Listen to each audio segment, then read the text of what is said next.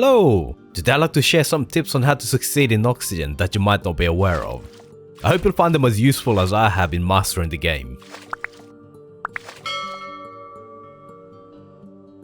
Every map has 3 types of water: lagoons, rivers and the sea. Lagoons and rivers are affected by frost and drought, and any building on them will shut down when that happens. But the sea is not affected by any of that, so you should concentrate on building on the seashore if possible. Early on you can only do that for fishing docks. The ideal arrangement at the start is to put water purifiers on lagoons and fishing docks on the sea. Save the rivers for the submarine bays and turbines for power. But as you progress, you'll unlock the wave generator, which as you might expect is the best power generator, and the plastic collector, which is the only renewable source of plastic. You'll research a water desalinator so you can also get water from the sea, regardless of weather. So as you might be able to guess, long term a lot of your population will be working on or near the sea, so it's not a bad idea to plan ahead and build your housing and community structures close to the seashore. Buildings don't cost anything until the materials to build them get moved to the site. Take advantage of this to test the placement of buildings. So for example, when you place in water purifiers in lagoons, you want to squeeze in as many as possible. Pause the game and fiddle around to see how many you can put down. You can pause the buildings you don't want right now to stop them being built, and when you do want them, you can unpause them to start construction. You obviously can't do this for buildings you haven't researched, but one of the post-release patches made it so that you see how large buildings are. And if you want, you can also do some test games with all text researched to play around. Each map starts with a bunch of locations you can scavenge for different types of goods. But you can only scavenge so much, so this is only useful in the very early game. What you want is long-term, renewable sources of materials.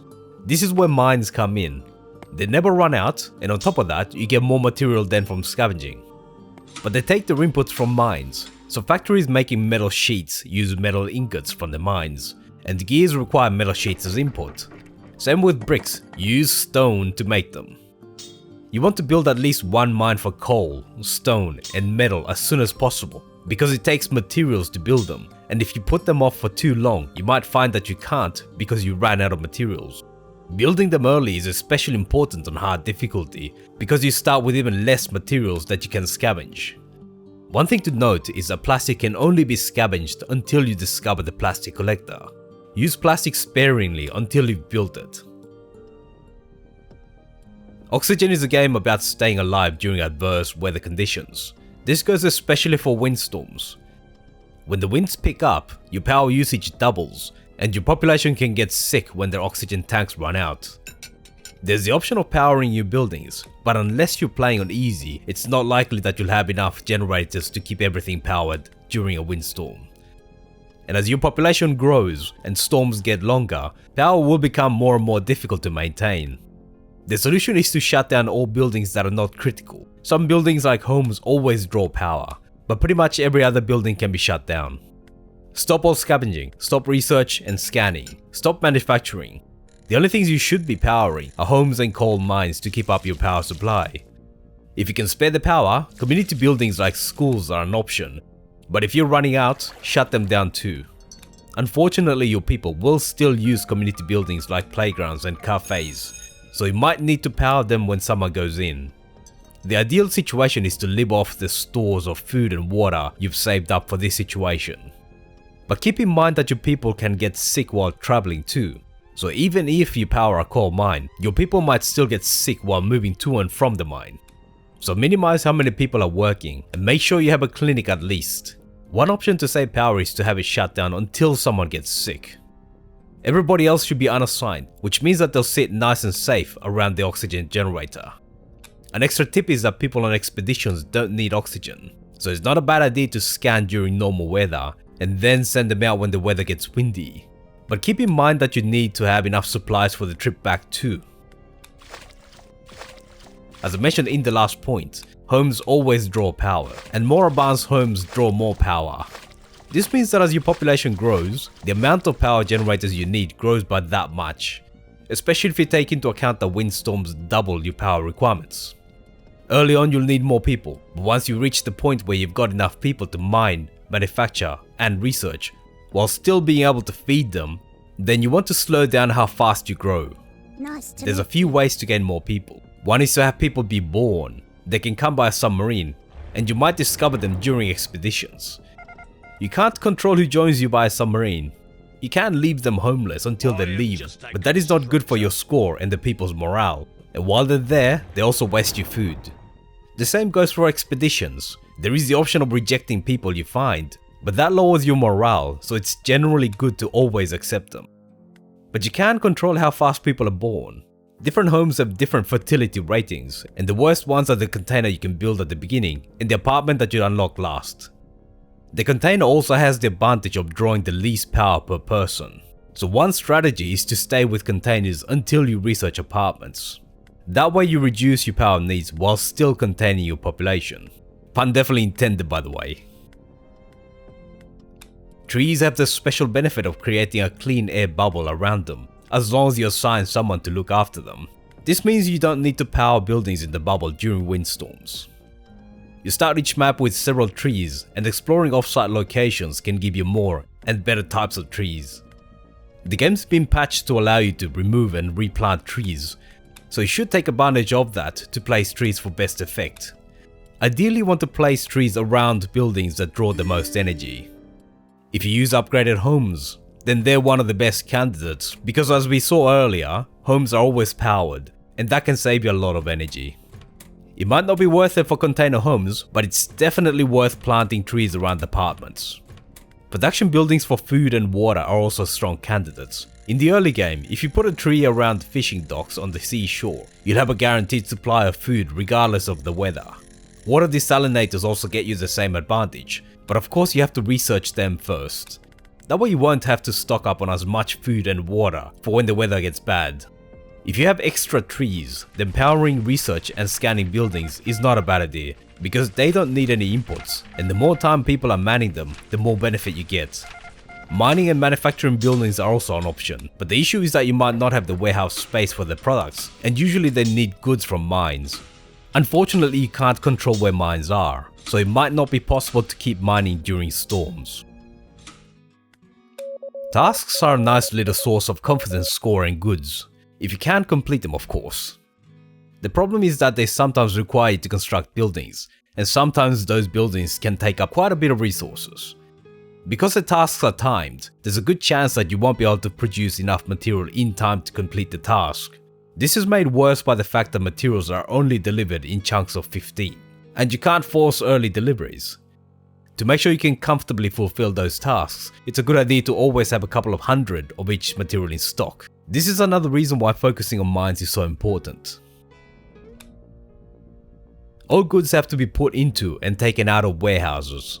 That means that one of your workers has to stop work and physically shift the goods around. You want to place your warehouses in sites where they'll minimize travel time. So for example, if you have fishing docks on the seashore, you can place a warehouse in between the docks and the canteen.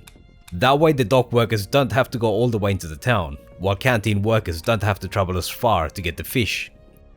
You can also disable and set limits for individual types of goods. So if you put a brickworks near to a stone mine, then you want to only allow the nearest warehouse to stock stone and brick, so the workers at the mine and the brickworks don't have to travel across the map for the goods. So for most goods, you want to restrict them to the nearest warehouse, and of course place buildings that use those goods near to that warehouse. Food is slightly different though. People will go to a nearby canteen to get fed, and that will give them a small morale boost. But if that's not possible, then they'll go to a warehouse instead. So it's not a bad idea to allow all warehouses to stock some food and water. You can also lower the limits to make sure all warehouses get some of each. The idea is that your workers shouldn't have to travel too far to get fed or deliver goods.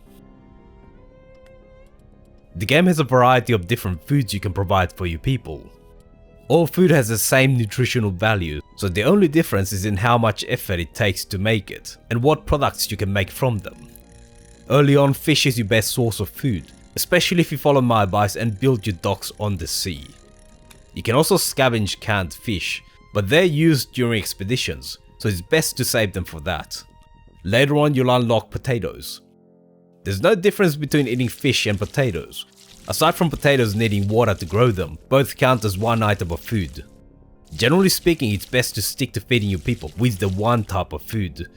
This is because you can research better efficiency for your buildings, and if you keep researching the one type of food, you get more food for the same amount of research points.